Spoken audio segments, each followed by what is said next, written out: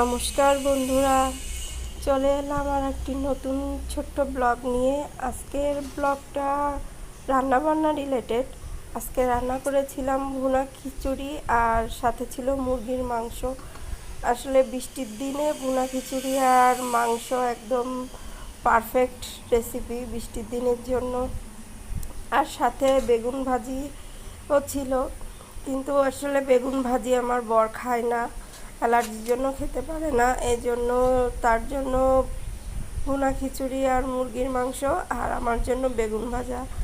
ও আচ্ছা ভুলে গিয়েছি, দইও ছিল, কিন্তু সেটা আর ছবি তোলা হয়নি, দেখানো হয়নি, এই জন্য আর বলাও হয়নি। এখন দেখো আমি সব প্লেট সাজিয়ে নিয়েছি, এখন পরিবেশনের পালা।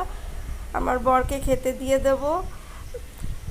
আমি একটা বড় বাটিতে খিচুড়িটা বেড়ে নিয়েছি, মাংস এবং সব কিছু বেড়ে এখন আমি দিয়ে দেব, সার্ভ করে দেব। রাতও অনেক হয়ে গেছে, এখন খাওয়ার সময়, এই জন্য আমি খেতে দিয়ে দেব। তো আজকের ভিডিওটা এ পর্যন্তই থাকলো। তোমাদের কেমন লাগলো জানিও। আর যারা যারা ভুনা খিচুড়ি আর মুরগির মাংস খেতে চাও তারা আমার বাসায় চলে আসো, আমি কমেন্ট বক্সে আমার বাসার ঠিকানাটা দিয়ে দেবো। আমার ঠান্ডা লেগেছে, তাই আমার গলাটাও বসে গেছে, এর জন্য আমার গলাটা এমন শোনাচ্ছে, এর জন্য আমি সরি।